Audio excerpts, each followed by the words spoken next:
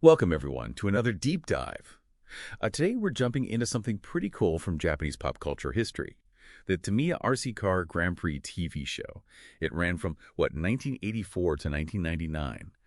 Our mission today is to figure out how this show took RC cars, radio-controlled cars, from a sort of niche hobby and turned it into this huge national thing in Japan, and maybe how it set a kind of early marketing blueprint. Yeah, it's a fascinating story. And to really get it, you have to look at Tamiya itself. They didn't start with RC cars. Started as a sawmill way back in 46, then wood models, then these amazing plastic kits. But the big moment, the real trigger for the RC boom was 1976, that electric Porsche 934 turbo model kit. And critically, they sold them as kits. You built it yourself. That created this deeper connection, like you were an engineer. Right, that makes sense. Building it yourself changes everything. So, okay, they've got this booming hobby. How did they get from that to a whole TV show in 1984, sponsoring a show on TV Tokyo? That sounds like a big leap back then. It really was. I mean, think about it. TV ads were usually just quick spots, right? 30 seconds, maybe a minute. Tamiya went all in. They didn't just advertise, they build an entire world around the product. It was this super early, really clever example of long-form branded content, an entertainment show that was also, basically a giant ongoing ad campaign. It blurred those lines, and it worked. It created this cycle. Watch the show, get excited, buy the car, go race it for real. Okay, so the strategy was smart, but a show needs more than just a good idea, right? Sure. What made people actually watch it? You mentioned personalities really brought it alive.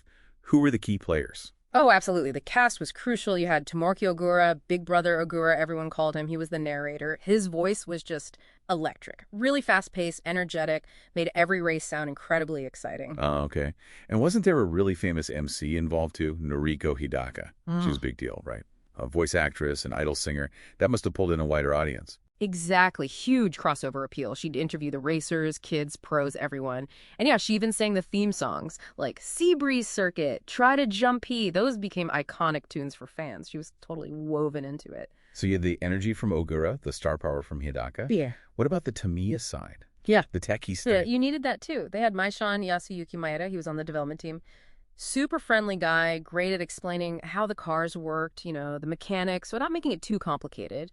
And then there was Dr. Taki, Fumito Taki, the lead designer, kind of the ultimate authority figure, the expert. Together, they sort of formed this perfect hobby family on screen. Right. Made it feel accessible, educational, almost like miniature engineering. So putting it all together, what's the takeaway for you listening?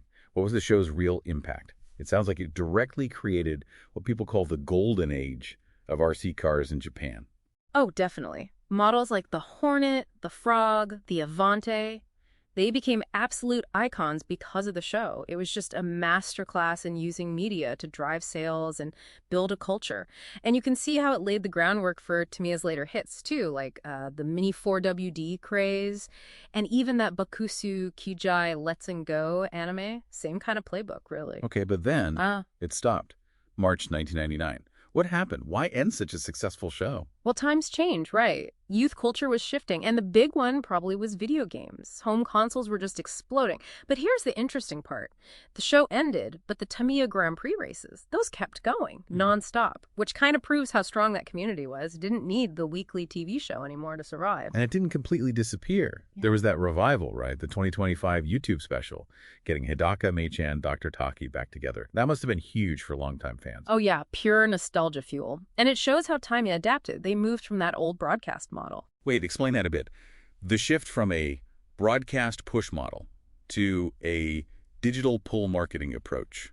What's the difference there? Sure. So push is like old TV. They push the content out at a scheduled time. You watch passively. Pull is more like YouTube, websites, digital stuff. Users actively pull the content they want when they want it. The YouTube revival lets old fans and maybe new people find it on their own terms. It's a different way of engaging. More targeted, maybe. Huh.